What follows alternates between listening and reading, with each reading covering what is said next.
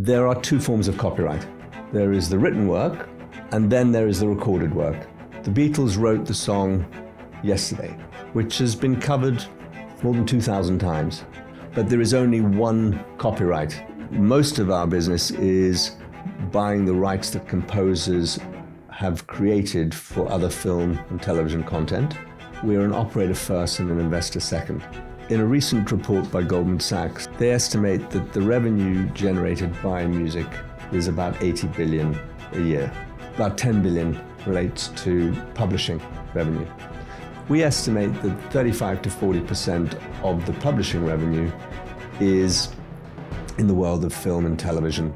There, Grey's Anatomy was, in the second half of 2024, the most watched television show in the world. It's a show that was made over 20 years ago. It was watched for over 1 billion hours. That equates to over 110,000 years of people watching this. Netflix are now spending $18 billion a year on programming. It's extraordinary. I think Africa is going to be a huge marketplace. Just in those two continents, you've got nearly 3 billion people who are consuming content all the time. Welcome to MoneyMaze Curated Podcasts. We created this spin-off channel to highlight a selection of innovative firms in the finance sector and beyond. Plato, the great philosopher, observed music gives soul to the universe, wings to the mind, flight to the imagination, and life to everything. And if you like the music from Harry Potter, Lord of the Rings, Game of Thrones, or Stranger Things, did you ever wonder where it was produced? Who owns the rights and royalties, and where the investment opportunity may lie? So today we're delighted to welcome a founder and CEO who sits at the epicentre of this web, capitalising upon the powerful growth, changing the way music, film and television are consumed. Philip Moross, CEO of Cutting Edge Group, welcome to this curated edition of the MoneyMaze podcast. Thank you for having me, Simon. Well, if I ask you to succinctly give us your career soundtrack highlights, what would they be? So I've done a lot, so I'm going to try and keep it as short as possible. My first job after university was with Arthur Andersen, where I started an audit training. I didn't finish that, spent a couple of years in the city before commencing an entrepreneurial career, initially in the real estate world, where I was a real estate developer in London, building multifamily housing in southwest London. That was in 1987. And I continued that career right the way through to 2010. But in the interim, I started an entertainment marketing business in 1993, and I started the music business in 1998. And I ran the music and the real estate for basically the duration to 2010, at which time I sold the real estate business and concentrated exclusively in music. And that's where I am today. So we're going to talk about the music industry. There's been a proliferation of digital platforms and content matched by an increase in demand for music media usage. What have been the driving forces behind these developments? So I think the major force was digitization. Up until that time, you had physical form and people owned entertainment content rather than had just access to it. So in the framework of the entertainment industry, right the way through till the early 2000s and the creation of the internet, people would own a CD or they would own a DVD and they would consume the entertainment content on a one-by-one basis. Once they could actually access the music or the film or the television program or the game that they wanted to watch, see or listen to, they could do it through the digital world. There was a major proliferation of content available, and there was a seismic change in the industry, because those people who owned the content would normally print the DVD or the CD and sell it through, in this country, HMV, in America, through Tower Records. And the individual who bought it would stack it on their shelves, take it out, watch it on the DVD player or listen to the CD player, and that would be it. Once you could have anything you wanted through the internet, via Netflix if it was a visual, or via Spotify if it was an audio, you had a significant change in the whole economic profile. And that was the major change through digitization. Right, so let's talk about the economics, because I think people are still confused today about the interplay between the singer, the songwriter, the masterer, and the platform. So just as easily as you can for somebody with my background, just explain the hierarchy. So in all forms of intellectual property, but let's talk about the music industry right now, songs, there are two forms of copyright. There is the written work, which is the notes on a page or the melody and the lyrics. And then there is the recorded work, which is the master, as we call it. Those are two different copyrights and are managed through different sets of laws. You can never change the written music, but you can always re-record a song or a piece of music. So in that context, if you are, let me give you an example, the Beatles. The Beatles wrote the song Yesterday. John Lennon, Paul McCartney wrote that song, which has been covered more than 2,000 times by different musicians. Each one of those 2,000 recordings is a master in its own right, but there is only one copyright in the written work, one published piece of music that is written by John Lennon and Paul McCartney. So we are clear, in terms of the monetizing chain, the person who is always entitled to be paid is the person who wrote that song. Exactly. So the person who wrote that song and their publisher, because they generally have somebody who is an intermediary, a publisher as we call them. And in the case of a recording music artist, it's the record company who largely pays for the recording of the master. Those people will secure the revenue that is earned either through performance or through any form of royalties that they're entitled to, and they will then pay through to the artists. And as you said, digitization changed everything. And one of the things when we had an earlier conversation that I hadn't really sort of thought about is that digitization has allowed the players in the industry to know and to collect their entitlements. Just help me understand how that works. So that is probably one of the major pluses for all the participants in the royalty stack, because historically you would rely on manual interpolation of, here is a song, it's been played on the radio station has to pay the royalty through under the terms of the license they have. And a lot of human error in that process. And also, do you know whether it's played on the radio or not?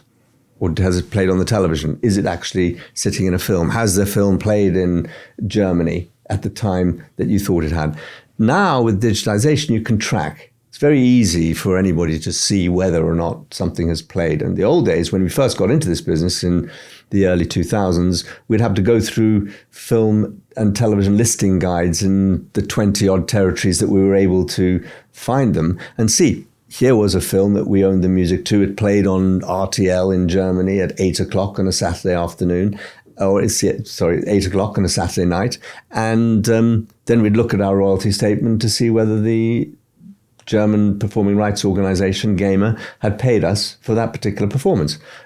Now, you can do it through the digital chain because it's a lot easier to track. Great. And before we come to your business, my final question, as we understand this landscape, is that you've commented that we're in a transition from radio to Spotify, and television appears to be undergoing something similar with Netflix and others. Just capture the magnitude of what's been happening. So, as I said earlier, you have moved from the access being the place people can actually get hold of to watch and consume, rather than the ownership where they'd have to go into a shop or buy, or in the case of Netflix, to Blockbuster before it went to the streaming.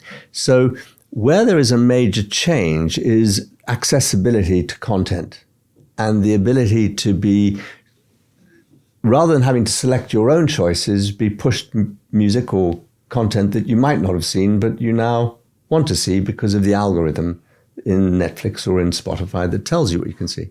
So what happened was you had the ability to go into a shop and buy maybe 10, maybe 20, maybe 30 CDs a year, if depending on your budget, and you would select the music that you wanted to listen to because you'd heard it on the radio, on a pop quiz or whatever. And then you would be able to say, okay, I want to go into that. I'd go into HMV or Tower Records and I'd buy that record.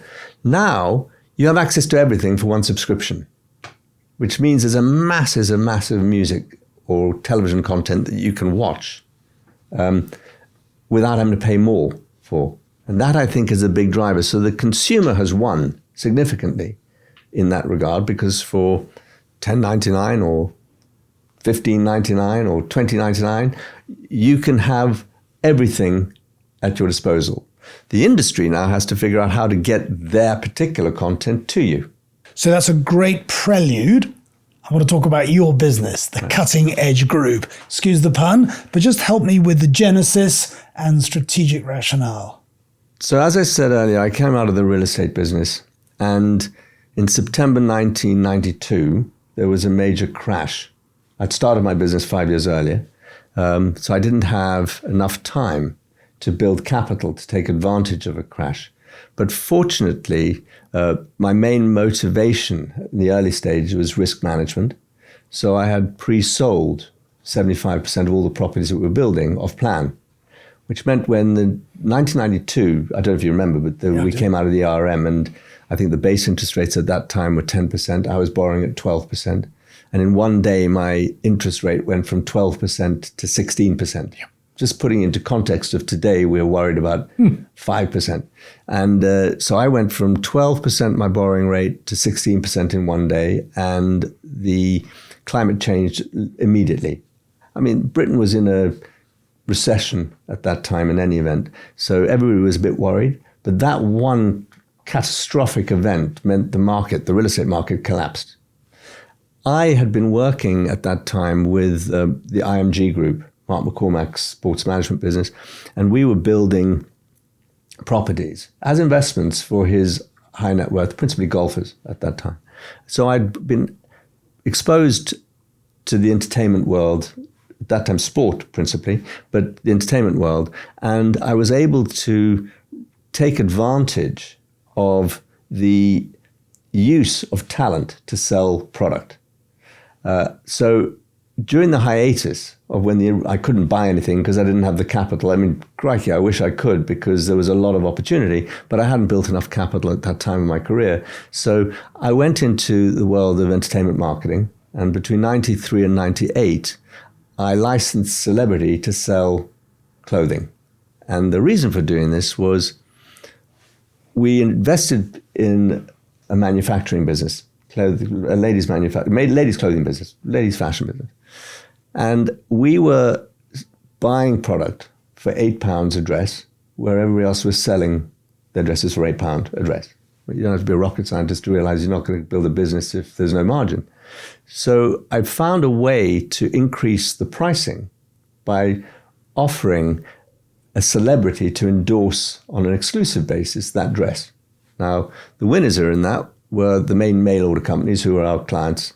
And what they would do is they would mark up by 3 times. So a £10 dress would go out at $29.99 and an £8 dress would go out at £24 or $23.99. So I would take that extra £2 that we made and share it with the talent that was promoting the dress. Fortunately, we had a couple of early successes and we sold an awful lot of dresses. That was Baywatch, and this was before. This was a girl called Kimberly Davies who was on a show called Neighbours. Right. And she was an unbelievable model who was extremely well liked in Britain through her television presence. And she had a 2-page deal through K's, which is owned by Great Universal Store.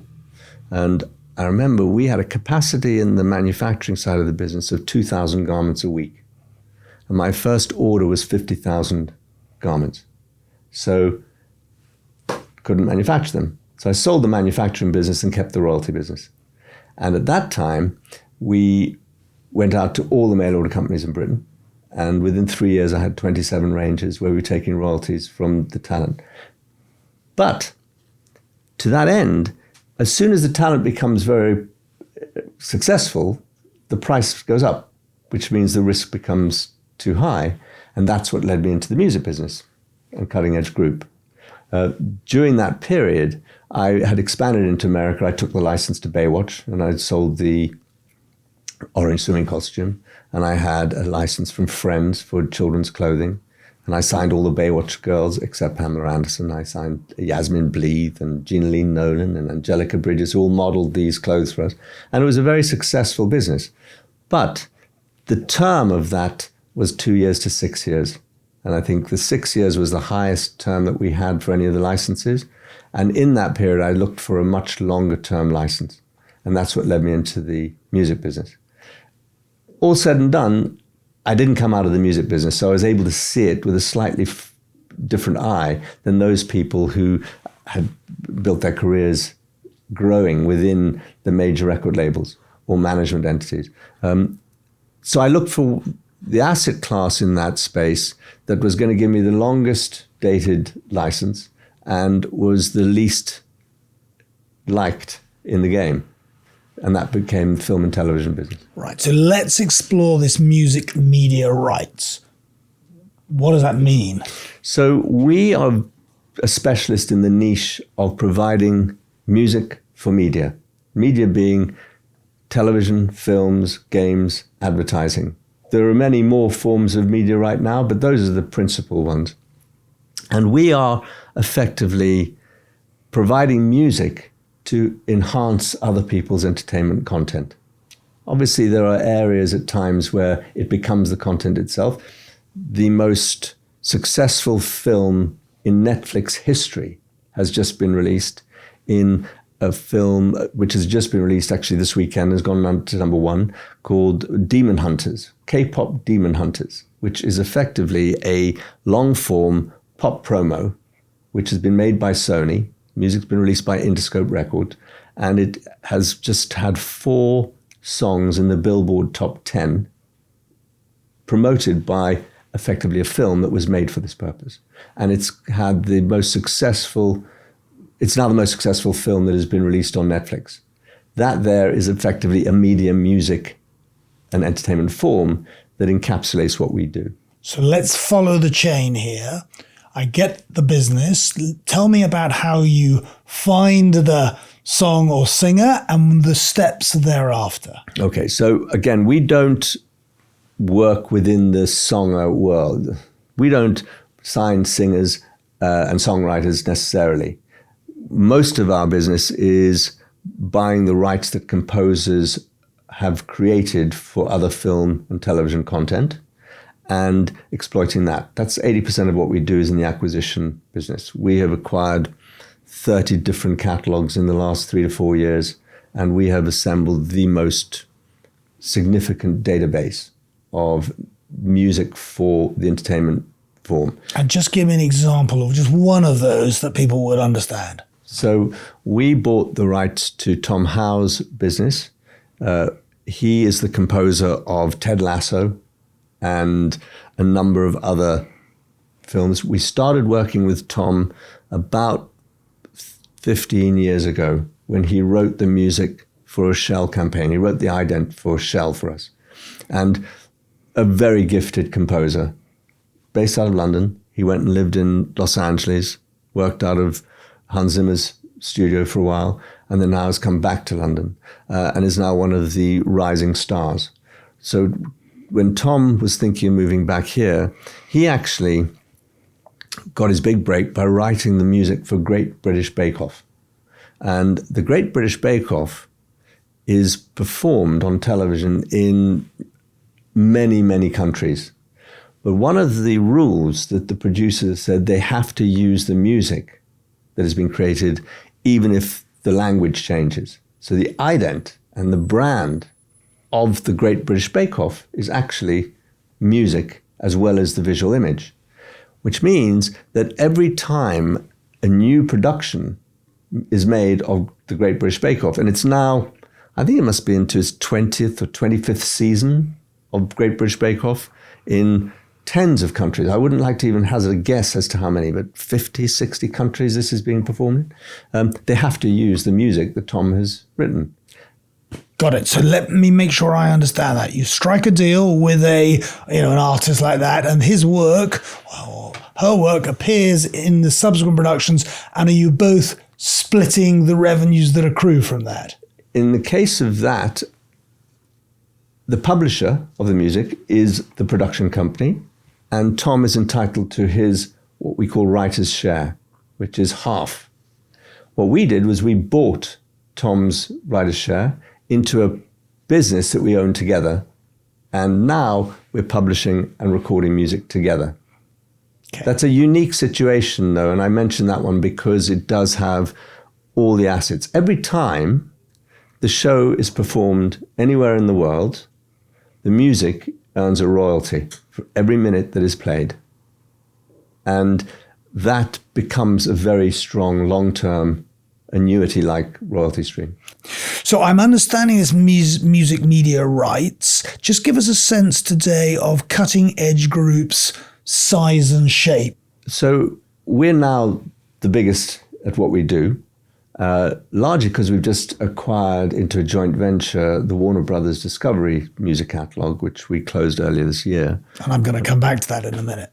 But we are, a number of people describe us as a one of one. We're the only real players in the space that we are, which is this niche media music marketplace. Okay, so it's a bit of a pun, but you're called Cutting Edge. If you were to describe your edge, because there are lots of operators out there in the broader music space, what is it? We have a team of 55, 60 people working for us around the world who concentrate only in the acquisition and exploitation of media music. This is all we do.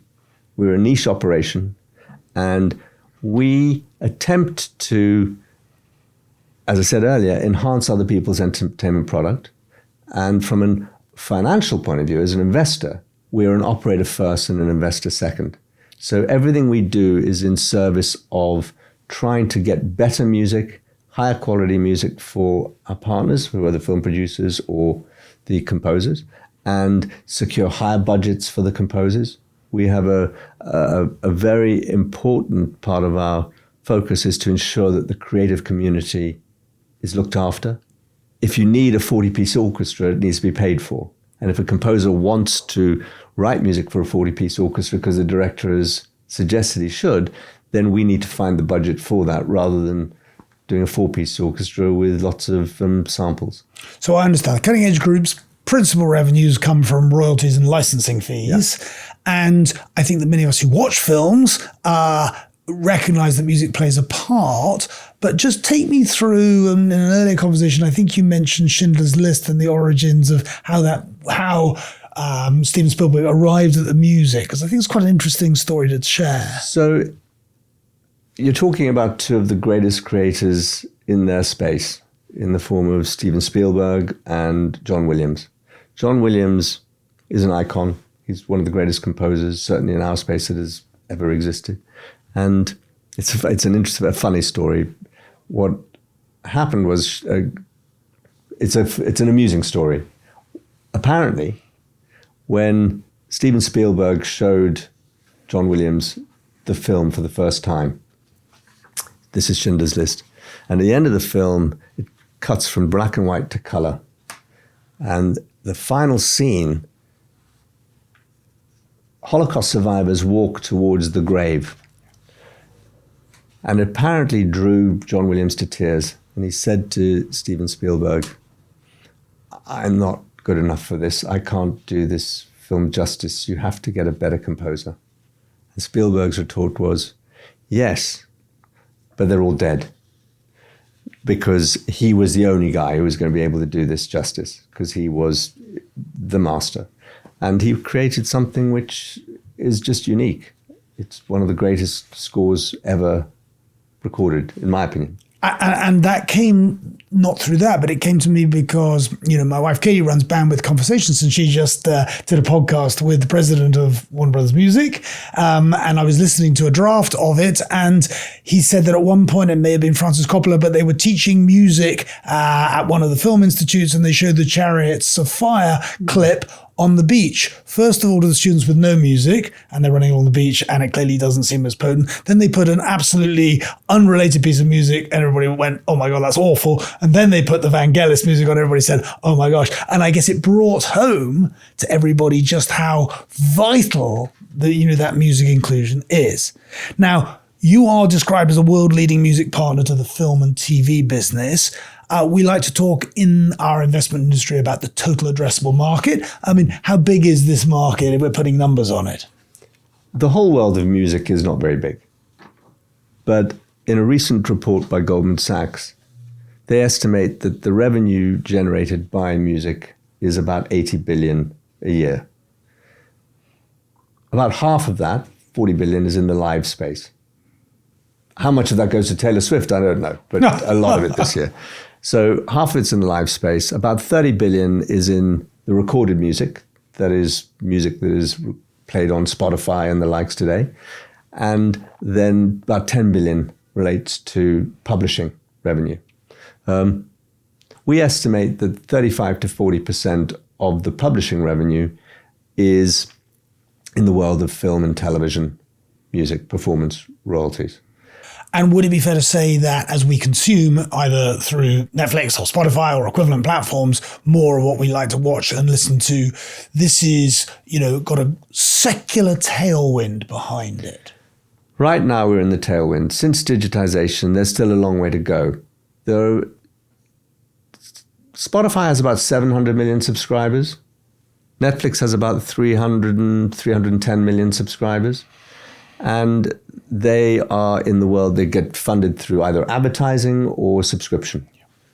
In context of the market itself, it's still not a huge penetration, because if you think that there are 8 billion people on the planet, and you think that there are, most people have access to the internet, but not that many still have access to the cable channels or the streaming channels that we're talking about. The marketplace is growing. I read a stat recently that 1 hour of Netflix is costing about 38 cents. So there's still an awful long way to go before people find it difficult to pay for. What is important is quality, because there's an awful lot of content out there, but it's not all very good. So having access to the very good quality, whether it's being made today or whether it's being made in the past, we are acquiring historic catalog. That's what we're doing. Yep. And that means we're requiring quality in the main, because there is a big distinction between what will be watched and what won't be watched. And so I understand. So you own those pieces of content that are reproduced. I think you said to me that something that I've never watched, but it might be one of the all-time most watched, was Grey's Anatomy. And if I'm right, does that mean, and how does it play out, that you own the music to that? Every time it's watched, you're paid? Unfortunately, we don't own that particular music, but I'll tell you the stat.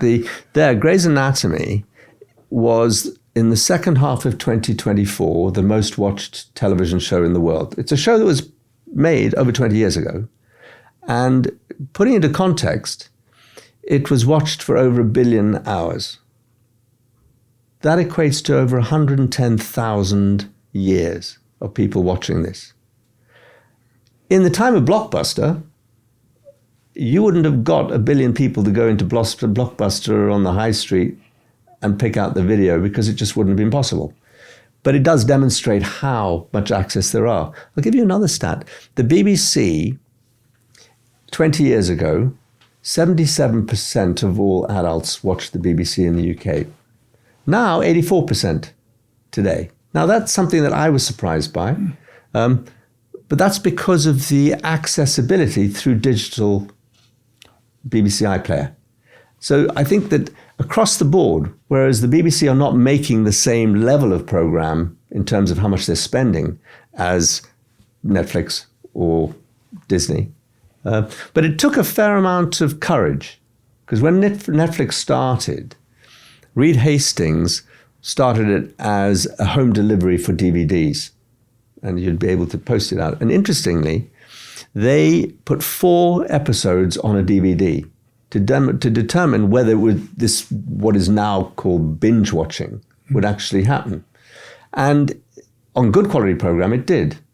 And then they swung the bat and they put $100 million into making The House of Cards. It was a remake of a British show of old. Yes. And The House of Cards with Kevin Spacey was made.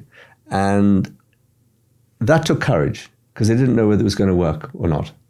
But people binge watched it. And because they knew they had this stat of DVDs being played right the way through and people watching the 4 episodes at once, people watched the whole series and couldn't get enough of it as it was streamed through. And that gave them the confidence to do much more of it. And I mean, Netflix are now spending $18 billion a year on programming. It's extraordinary. And if you own the rights to that piece of music that's being played in those films and programs, Netflix put their fees up. What does that mean to you?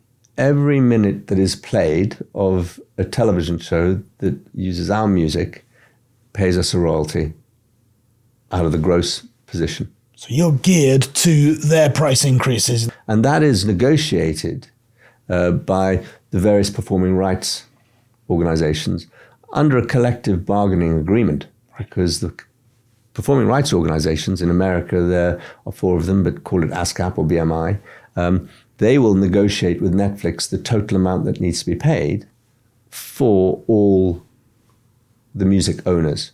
Right. That's all the publishers and the composers. The other bit of your business that I just want to be sure I understand is that when you have this piece of music, you want to raise the yield. You want to insert it into other places that it may not have been. How does that go about? Okay, so again, another story which is amusing for some but not for me. But we did the music for a film called Drive, and the director of this movie, Nicholas Winding Refn, selected some great music which hadn't been heard before. And the soundtrack and the movie itself became a cult favorite. So one of the songs in this film, called Tick of the Clock by the Chromatics, featured on the soundtrack for Drive. I was sitting in the cinema watching Taken 2 with Liam Neeson, and this song came on for what felt like 5 minutes. It probably was only 30 seconds. But I was so happy because I thought that one of our chaps had taken this song that we'd owned and put it onto this great movie, and we were going to now have a secondary exploitation. When I got back, I realized actually this song we didn't own because it was licensed in. So it became a very important part of my strategic plan to ensure that wherever we could, we would secondary exploit music, whether it's from a film into an advert or from one film into another film or a television show into film. And that we built a team that could do this. But I was one day sitting in the office in Los Angeles after hours, and the phone rings. I pick up the phone and this chap says, "We're using a track from Whiplash in a Nike campaign, which goes on air on Monday." This was Friday evening. And said, "We'd like to license it. How much do you want to charge?" I mean, I'm sitting there not really knowing very much about any of it. And I said, okay, well, I quoted him several tens of thousands of dollars. Where do we send the check? I said, our people will invoice it. And I put the phone down. I think, well, crikey, that's a bit easy. Actually, it isn't. We have a whole team of people doing this all the time. But there was a drum roll from the movie Whiplash that actually was placed onto a Nike commercial months after actually the film was released. So you have just done a deal with Warner Brothers Discovery, and I'd like you just to explain what appears to be a huge transaction and material for your future growth. It's a really important transaction for us because it's put us on the map. We opened our office in Los Angeles in 2006, but it wasn't until 2010 when we had a hit, which was King's Speech. That was the first film we owned the music to, which got a lot of Oscar recognition and allowed me to get some good publicity, that we really started to build. That was 2010. In 2008, I did a deal with Joel Silver to buy the music to the next 15 films he made on his Dark Castle slate, which is an independent movie production business, but it was on the Warner Brothers lot and had a distribution deal in the United States with Warner Brothers. So that was the first contact I had with the Warner Brothers music team. It was Doug Frank, lovely guy who ran music there. We had to interact with him, but at that time they said, we don't sell any music, so I don't know how you've done this deal. I said, well, we just have. We've done it through Joel, and so we're going to be partners. But actually, I'd like to buy all the music that you have, if it's possible. I said, no, we'll never sell it. So then, in 2011, we went up to see Time Warner. Time Warner, the people there said, no, we don't own any music anymore. We've sold what was the Warner Music Group on, and therefore we don't own any. I said, well, no, you do. You own all the film and television music, which sits in the studio. Nothing came of that. They sold the business to AOL. We went there. They sold the business to AT&T. We went there. And about 10 years after that first engagement, they sold the business to the Discovery business and merged to what is now Warner Brothers Discovery. I'd become friendly with the chief operating officer of Warner Brothers, what is now the Warner Brothers Discovery. It was Discovery, a listed business in New York. And I read an article that they were selling their music, and they'd invited the 4 major record labels to bid for it. So I asked if we could be put on the list, just as a hope. Being the last man standing, we eventually got the deal done because of a number of reasons, but we put a financial structure in place that worked for Warner Brothers Discovery. And we worked closely with the music team, who had actually, the majority of them, been there right the way through from the time of Time Warner, right the way through the 4 different owners into the new ownership. So we managed to secure the deal, paid the right price for it. It took a long time to negotiate, largely because we wanted to make sure that we were going to be good collaborators and partners with both the team at Warner Brothers Music, the creators, the big composers and directors that we would want to work with, because the most important thing is you don't compromise the integrity of the product that they're all creating, which is the film and television programming. Got it.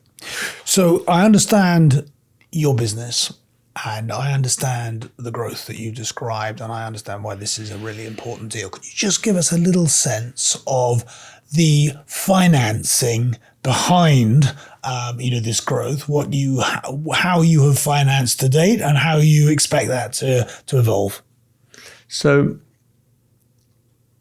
as I said earlier, I come out of the real estate business. So I look at everything with the context of how much leverage you should be putting on something and how do you manage the risk of this. In order to understand that, you need to understand the income flows and the quality of income. The data that we've amassed over the last 20 years doing this is second to none. We've got a very, very good proprietorial modeling system. Our financial forecasting is very good. Our growth curves come out of it are very good. So every deal we do is bespoke, and it's orientated towards what if we paid this, would we earn that, based on historic information. And the historic information has come through many different iterations, when it was simply terrestrial television, into streaming, into the Netflix of this world, into Disney, the different modeling. We adapt as we go along, and that's been a really important part of the ingredient. So how do we start? We start by saying, what is the likelihood of the earnings growing? What is the likelihood of us being able to improve the earnings through the use of our growth curves? We've got thousands and thousands of films and television shows that sit within our database. Then we work out how much leverage we should put on. And when the interest rates were low, I didn't put much debt on. When the interest rates are higher, I put more on. It's slightly counterintuitive, but we're an operator first, but it's the way that we manage risk. Coming back to an earlier comment, I can't see the interest rates going from 5 to 10, whereas I could see the interest rates going from 1 to 2. And the cost of your capital is double in both instances. So first thing, how do you determine what you're going to earn in the long term and the likelihood of a sustainable earnings model? Second thing is how much leverage you should put on, and then you determine what the capital value of that particular asset is. And they're bespoke. Each deal we do, you have to look at with the context in that regard. And as you're thinking about this capital structure, tell me a little bit about who are the most appropriate investors. Anybody who's looking for a long-term annuity, uncorrelated yield. That's what this is. It's a very, very good long-term investment. Over the period that I've been involved with it, there's never been a dip. It's just grown steadily. And in the most recent years, it's actually growing more because of this digitization. With our ability to track better, we should be able to find super returns, and also the ability to secondary exploit, because our team can do that. As I said, we're an operator first, financier second. So we always look at it from the point of view is how can we maximize the return by secondary exploitation. Most people who are buying these things at the moment say the same thing, and maybe they do, maybe they don't. But most of the people who have bought songs in the last 5 years would like us to place their songs in our films. And how should we think about the competition, and how should we think about AI in the new world? So as the asset class becomes more attractive, there's more competition. We feel that we have an edge because most of the deals we do are off market. We have a good network through our existing operation of composers. And because we are composer first, people want to work with us. And because we bespoke deals for each of those composers, I mean, each one has a different attitude. I remember one composer said to me, I'd like to write Broadway musicals. So we try and find a way for him to do Broadway musicals through our Broadway division. Others wanted to do a series of lullabies through an animation series. So we look for that. So we try and tailor it for the composers themselves, which gives us an edge because we have that operating sense. We're not simply a financier looking to just pay the most amount of money. I think the most important ingredient is we have this tool that allows us to determine the price. We don't do every deal that we've shown. In fact, we reject quite a few, but we do the right deals. I have in my mind a smorgasbord. And if I don't have enough animation, I'll slot that in. If I want more horror, I'll put that in. If I want to do romantic comedy, I'll put that in. And then now we're focusing on trying to get more songs. So this takes us into the commercial world where we can actually have songs composed for the films that we're doing that are become more commercially viable. So these are areas that put us slightly ahead of anyone else who's coming into the competition against us. So just to summarize that, it's our pipeline of deals through direct communication because we have access to the composers, our ability to assess the pricing, and our ability to finance swiftly. We're all reading about AI, disintermediation, taking jobs. What does it mean to the music industry? More specifically, what does it mean to you? Well, I see it as an opportunity. I don't see it as a threat. I think that it will be used as a creator tool to enhance their ability to maximize value out of their own. But principally for us, it means that we'll be able to collect more efficiently. So I'll give you an example. So right now, the show Friends, everybody knows the show Friends. It's in the Warner Brothers catalog, and there is a new game show being put on air with Friends. I don't know what it's going to be entailing, but I say, what did Joey do at this particular time? And this woman says, yeah, that, and that man says this, and they get it right. Anyway, there's a new game show being produced around Friends. They're using part of the music that is owned by our catalog in that. Now, it's a big title out of 400,000 titles. So our team look at it to make sure that the music's being registered in the right place. And lo and behold, it wasn't. It was put to another publisher by the person who was filling out the cue sheet. On reflection, they realize, and then it gets reallocated to us. Now, we can't manually do that across 400,000 titles and probably 400 million bits of copyright. But AI could. If you give them the right information that they can teach through, the right cue sheet, the right publisher information, the right bits of music, that could be done much quicker, hopefully. That's where I think we can really use AI to benefit our world in the first instance. And I'm sure there are going to be many other tools that can be used to do the same. But that one I'm going to be looking to use pretty quickly. Got it. Very clear. That's a great example of how productivity can be enhanced and stuff can be done more quickly. I was just struck, you came in from LA yesterday, we're sitting here in our studio in Marylebone. This has been a very Western-centric conversation. As former guest Peter Frankopan, professor of history at Oxford, said 66% of the world's population lives east of Istanbul. And there lies unbelievable amounts of music and developing film industries. And how do you think about that other big pond, which presumably is going to play a part in this equation? It's very important, and as part of the growth plan now. The performing rights organizations who collect on our behalf are already exploring Africa, India, the Middle East. China's going to come down the road, but those particular territories that I just mentioned want to be regulated. So therefore you have this desire from that side to do it. So one of the big players in the Middle East has been accruing royalties for 9 years, I'm told, which they are due to pay out as soon as a deal's done with the performing rights organization. And that should be imminent. With the performing rights organizations like BMI, that has just been bought by a private equity firm, they are going to actually now start to be much more organized for the benefit of their own shareholders and therefore for the industry. And I think they are accessing. I think India is going to be a huge marketplace. I think Africa is going to be a huge marketplace. Just in those two continents, you've got nearly 3 billion people who are consuming content all the time.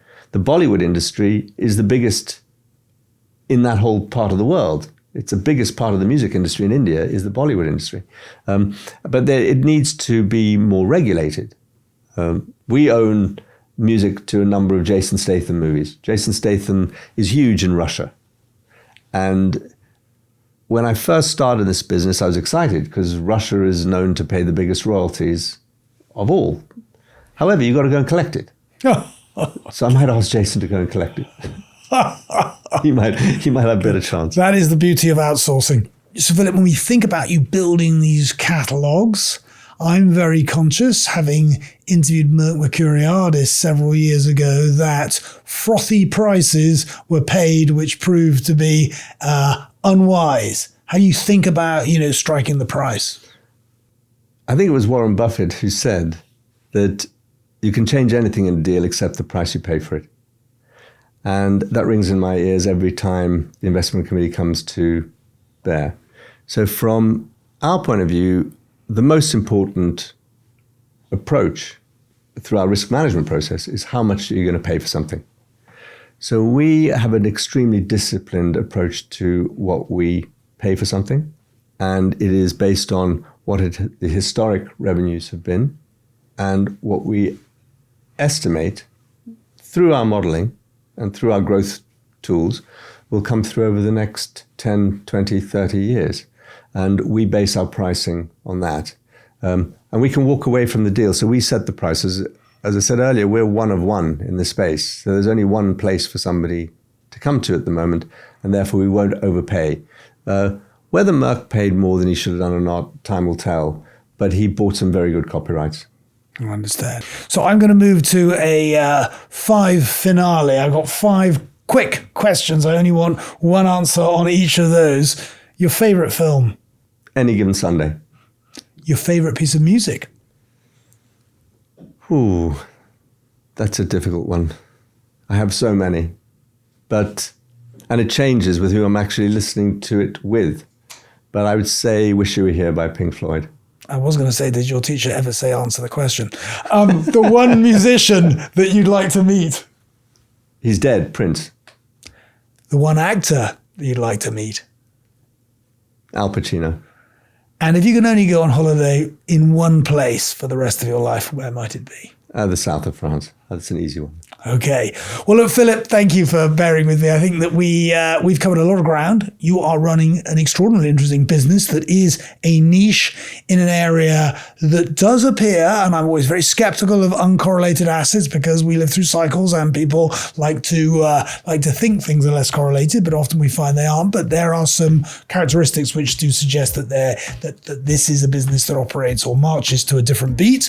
You have a pipeline, you have a library, you have the mediums which wouldn't have made this business relevant or possible a decade plus ago, and it's really exciting. So thank you for coming here today. Thank you for having me, Simon. All content on the Money Maze curated podcasts are for your general information and use only, and is not intended to address your particular requirements. In particular, the content does not constitute any form of advice, recommendation, representation, endorsement, or arrangement, and is not intended to be relied upon by users in making or refraining from making any specific investment or other decisions. We try to provide content that is accurate at the date of publishing. However, we give no assurance or warranty regarding the accuracy, timeliness, or applicability of any of the contents. Guests, presenters, and other individuals involved in the production of this podcast may have positions in any of the investments discussed. Additionally, please note that the Money Maze curated podcasts are funded by the interviewee or their featured organization, unlike the Money Maze podcast, which is funded by third-party advertising.